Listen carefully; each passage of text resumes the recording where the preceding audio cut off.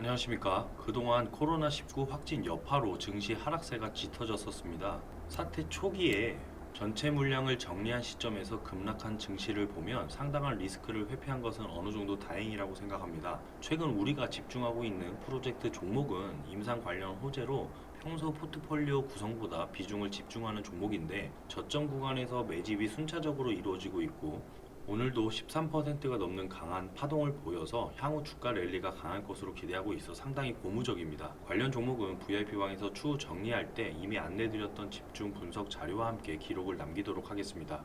주말 사이 미국 연준에서 중요한 정책을 내놓았기 때문에 금일 시황 브리핑을 드리고자 하고 또한 관련된 증시 반등세에 이어서 실적주에 대한 섹터는 어느 것이 좋은지 한번 살펴보도록 하겠습니다. 최근 시황에서 가장 중요한 부분은 코로나19가 확산되자 미국 연방준비제도는 기준금리 인하를 예고했습니다. 제롬 파월 의장은 28일 긴급 성명을 통해서 경기 부양을 위해서 우리 수단을 동원해 적절히 대응하겠다며 사실상 금리 인하 등 완화적 통화 정책을 예고했습니다. 미국 금융 전문가들은 오늘 17에서 18일 열리는 연방공개시장위원회 FOMC에서 기준금리 인하를 단행할 확률이 높다고 보고 있습니다. 미국의 기준금리 인하는 각국의 양적 완화로 이어질 수 있습니다. 중국은 이미 지난달 대출 우대금리 0.1%를 인하했고 인도네시아도 기준금리를 0.25% 낮췄습니다. 한국은 지난달 기준금리를 동결했지만 4월 인하 가능성이 높아지고 있고 현재 국내 기준 금리는 1.25%로 한 차례 금리를 더 낮춘다면 사상 최저치가 됩니다. 미국이 금리를 내리게 되면 우리나라도 4월 기준금리 인하 가능성이 더욱 커진다는 전망입니다.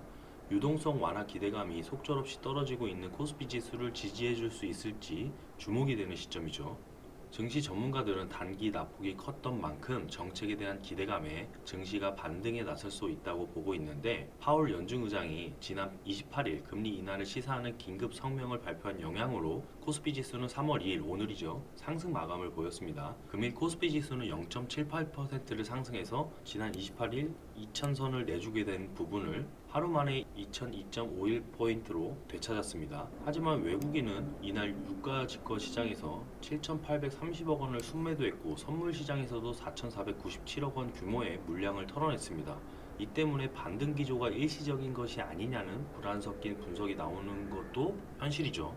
이러한 부분들 때문에 오늘 코스피 지수는 상승 출발을 보였으나 외국인 매물이 지속적으로 나오면서 한때는 도리어 1970포인트 선이 깨지는 등 불안한 모습을 보였습니다. 그러나 이후 개장한 중국 증시의 상승폭이 커지면서 코스피 지수 또한 상승 쪽으로 방향을 틀 수 있었고요. 개인과 기관이 각각 4,593억 원, 2,721억 원을 사들이면서 지수에 힘을 보탰습니다. 중국 증시는 제조업 PMI 지수가 사상 최저 수준으로 발표되면서 하락 출발을 하는가 싶었지만 대규모 경기 부양책 기대감 덕에 힘을 낼 수 있었습니다. 자, 그렇다면 전문가들의 향후 전망을 분석한 부분을 한번 살펴보자면 미국의 거시 경제 지표가 악화될수록 미국의 대책은 강하게 나올 것이라며 증시가 반등한다면 테크, 플랫폼 기업이 다시 주도를 하게 될 것이라고 예상했습니다. 오는 3일에 예정된 미국 민주당 경선 그리고 4일 발표되는 미국 ISM 제조업 지수, 서비스업 지수를 지켜봐야 할 것입니다. 미국의 ISM 제조업 지수 결과는 중국 제조업 PMI 지수를 고려한다면 예상치를 하회할 가능성이 높다고 봅니다. 다만 이로 인해 연준의 금리 인하 기대감이 높아질 수 있는 부분이 있다고 볼 수 있겠죠. 이에 준해서인지 코스닥 지수는 2.77% 상승해 개인은 코스닥에서는 2228억 원을 팔았지만 외국인과 기관이 각각 1202억 원, 1104억 원을 순매수했습니다. 이 부분을 고려한다면 코스피 지수의 외국인 순매도 측면의 부담은 코스닥 지수의 반등으로 인해서 어느 정도 긍정적 부분이 뒤따를 것으로 보입니다. 현재 코스피 지수는 1969선까지 내려앉아서 2018년 10월 수준마저 밑돌았을 수준이고 이에 반해 이 모멘텀은 강해져서 코스피 지수 2000선 밑에서는 적극적으로 매수할 만하다고 보는 게 시장 펀더멘털 측면의 분위기로 보입니다. 코로나19 사태가 불거진 지난 1월 20일 이후에 코스피 지수는 12.3% 정도가 떨어졌는데 올해 코스피 기업들의 영업이익 전망은 2.78% 하락하는 데 그쳤기 때문에 2000선 미만으로 매수 포지션이 적합하다는 설명입니다. 이에 따라서 코스피 지수의 12개월 선행 PBR 기준으로는 0.8배로 떨어졌고 현재 ROE 자기자본 이익률 기준으로는 7.8%, 원달러 환율 1220원을 가정했을 때 적정한 코스피 지수의 저점은 2020선으로 추정됩니다. 향후 대폭적인 금리 인하 기대감으로 증시의 반등 추세가 이어진다면 2050포인트에서 2150포인트까지는 시장의 반등세가 어느 정도 나와주리라고 저희는 봅니다만 코로나19의 확산 속도가 지속되고 변동성이 확대되어 조정 및 횡보장으로 다시 흐름으로 이어갈 수도 있기 때문에 어느 정도 좀 주의하실 필요가 있겠습니다. 코로나19 사태는 금융시장에서 낮은 수준으로 유지되는 치사율보다는 확진자 수의 증가 속도, 중국 이외의 지역 상황 등을 중요하게 보고 있습니다. 이유는 아시다시피 중국이라는 전 세계에서 가장 중요한 시장, 전 세계 GDP 중국 비중이 16.33%를 차지하고 있죠. 2019년 IMF 기준에서요. 이러한 중국에서의 모든 경제 활동이 멈추다시피 하는 상황이기 때문입니다. 주요 중앙은행들의 서포트를 바탕으로 바닥을 다지고 반등하려던 세계 경제에 먹구름이 들이운 것입니다. 중국 내부에서는 이미 물자와 사람의 이동 등이 제한되어 있는 상황이고 대부분 섹터에서 조업 일수가 줄어들면서 이에 따라 산업 생산 및 수출 그리고 관광 등의 서비스 산업 역시 큰 타격을 받을 것으로 예상되고 있습니다. 이러한 전망에 따라 여러 리서치 기관에서는 중국 그리고 중국의 영향을 받는 지역의 GDP에 대한 전망치를 속속 수정하고 있습니다. 우선 2월 초에 블룸버그 전망치인데요. 블룸버그에서는 2002년 말에 발생한 사스가 중국 경제에 미친 영향을 근거로 추정하였으며 이에 따른 당초 2020년 1분기 전망치인 5.9% 성장에서 1.4%포인트 내린 4.5% 성장까지 조정을 받을 수 있다고 합니다. 다만 베이스 시나리오 기준으로 2분기서부터는 경제 성장률이 회복되어 연간으로는 GDP가 5.7% 정도 성장할 것으로 전망하고 있습니다. 한편 전 세계 경제에서 중국이 차지하는 비중이 크므로 이에 따라 글로벌 주요국들의 GDP 성장률 또한 화면과 같이 연초 시나리오 대비 감소할 것으로 예측하였습니다. 블룸버그에서는 전 세계 GDP 성장률은 신종 코로나 바이러스로 인해서 당초 전망 대비 1분기에 약 0.3% 마이너스 포인트를 감소할 것으로 예상하고 있습니다. 개별 국가 기준으로는 당연히 홍콩이 가장 크게 직접적인 영향을 받게 되며 1분기 기준 GDP의 마이너스 1.8% 하락할 것으로 예상됩니다. 경제적으로 밀접한 한국은 홍콩 다음으로 큰 영향을 받을 것으로 보이며 약 마이너스 0.5% 정도의 하락할 것으로 보고 있네요. 반면 미국과 유럽의 주요국들은 현재보다 심각하게 상황이 악화되지 않는다면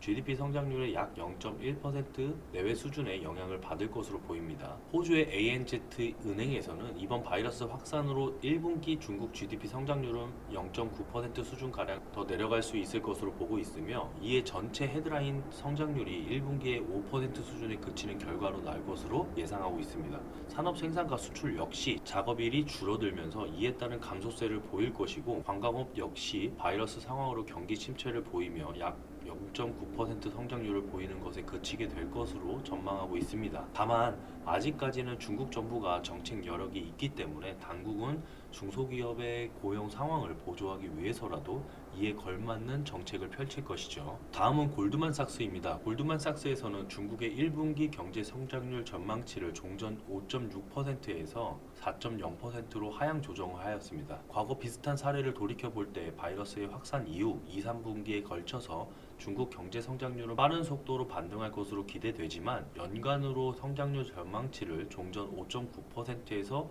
5.5%포인트로 하향 조정했다고 발표했습니다. 한편 코로나 바이러스의 영향이 1분기 이후에도 지속된다면 중국 경제 성장률은 5% 이하로 떨어질 수 있다는 코멘트도 함께 있었습니다. 아울러 관광 산업에서 중국 비중이 큰 홍콩, 태국, 싱가포르 수출 관련 산업에 있어 중국의 비중이 큰 대만, 한국 등의 국가에도 경제 성장률에 악영향을 미칠 것으로 전망하고 있습니다. 다만 골드만삭스에서는 코로나 바이러스 확산이 통제된 이후에 거시경제 정책을 실행함에 있어 완화적인 스탠스로 경기를 부양할 것이며 그중 인프라 관련 지출 및 소비 진작 정책이 두드러질 것으로 전망하고 있습니다. 통화 정책 역시 완화적 스탠스가 유지될 것으로 보이며 기존 전망보다 정책 금리가 보다 더 크게 인하될 리스크도 있을 것으로 보고 있습니다. 여러 리서치 기관들의 의견을 종합해보면 1분기 중국 경제 성장률은 당초 예상보다 상당히 저조한 모습을 보일 가능성이 높아 보입니다. 2분기에 반등할 수도 있겠지만 일단 당분간은 부정적인 흐름을 피할 수는 없을 것입니다. 다만 글로벌 주요국가 중국 정부는 정책 여력이 아직 상당히 많이 남아있기 때문에 적극적인 관리 및 부양책을 통해서 사태를 진정시키며 경기를 다시 반등시킬 수 있다고 믿고 있습니다. 물론 과거 유사 질병의 발병 시기를 돌이켜보면 이러한 이벤트들은 금융시장에 부정적인 영향을 끼쳤으나 오래 지나지 않아서 다시 반등하는 모습을 보였기 때문에 긴 호흡으로는 다시 회복할 것이라는 점은 의심하지 않습니다. 다만 중국이라는 국가가 가지는 중요성과 크기 그리고 상대적으로 높아진 자산 가격들을 고려하면 당분간의 고통은 어쩔 수 없을 것 같습니다. 이 부분은 글로벌적으로 경기 부양책으로 대처하는 부분이 중요한 상황이겠죠. 그래서 이번 연준의 금리 인하를 시사한 부분과 기대감에 따른 증시 반등은 어느 정도는 나올 것으로 봅니다. 자, 그럼 증시 반등 때 주목해야 할 종목들, 섹터는 무엇일까요? 국내 증시 상황을 고려한다면 최근 업황 관련 뉴스를 종합해 볼 때 갤럭시 Z 플립 그리고 OLED, 5G 섹터로 나눠볼 수 있습니다. 여기에 더한다면 카메라 모듈까지도 포함되겠죠. 삼성 디스플레이에서는 5G 스마트폰 OLED가 출시가 되면서 블루라이트 업계 최저 수준을 자랑하고 있고 삼성 디스플레이에서 또한 베트남 폴더블 OLED 모듈 공장에 추가 투자가 이루어졌습니다. 그래서 삼성 디스플레이가 중국 공장에 13.1조 원을 투자하기로 결정하기 전부터 ICD 등의 주식을 집중한 부분은 작년 9월에서 10월 OLED 섹터 관련 영상을 보시면 아실 겁니다. 이런 삼성 디스플레이 움직임을 지속적으로 관찰해야 될 필요가 있는데 올 들어 2월 중순 무렵에 베트남 폴더블 OLED 모듈 공장에 추가 투자를 이어가고 있는 것으로 알려졌습니다. 이와 같은 소식에 국내 디스플레이 장비 업체로는 필옵틱스가 있죠. 2월 19일 삼성 디스플레이 베트남과 68억 9천만 원 규모의 제조 장비 공급 계약을 체결했다고 공시했습니다. 앞서 필옵틱스는 지난 1월 14일에도 삼성 디스플레이 베트남과 162억 7천만 원 규모의 공급 계약을 맺은 바 있습니다. 또한 삼성에서 갤럭시 Z 플립 물량 부족 현상으로 나타나고 시장 확대가 예상된다는 기사가 있었고요. 갤럭시 Z 플립 판매 호조에 관련 부품주들이 상승세를 보였습니다. 이에 따라서 KH바텍, 세경하이테크, BH, SKC 코노피아이 등이 관련 상승세를 보였었고요. 또한 5G 섹터로는 삼성전자가 미국 전체 이동통신 가입자의 80% 정도를 차지하는 4개의 통신 사업자와 5G, 4G 공급 계약 체결을 하면서 세계 최대 이동통신 시장인 미국에서 입지를 지속적으로 확대하고 있습니다. 그래서 미국 USA 셀룰러의 5G, 4G 통신 장비 공급 관련된 기사가 나왔죠. 최근 부자들이 PB센터를 찾아서 달러와 금을 매도하고 저평가주를 산다는 그런 관련된 기사가 있는데 메르스와 사스 때의 경험을 바탕으로 이러한 움직임을 보이는 것 같습니다. 이번 증시의 급락세는 경기 부양책으로 잡히나 확진자 속도가 잡히면서 본연의 펀드멘탈을 회복하는 추세로 잡히나 기간이 좀 달라지겠지만 현재 스탠스보다는 확연히 그 이상을 바라보는 기대감이 존재하는 부분이라고 사료됩니다. 오늘 강의도 들어주셔서 감사드리고 다음 시간에 뵙도록 하겠습니다. 감사합니다.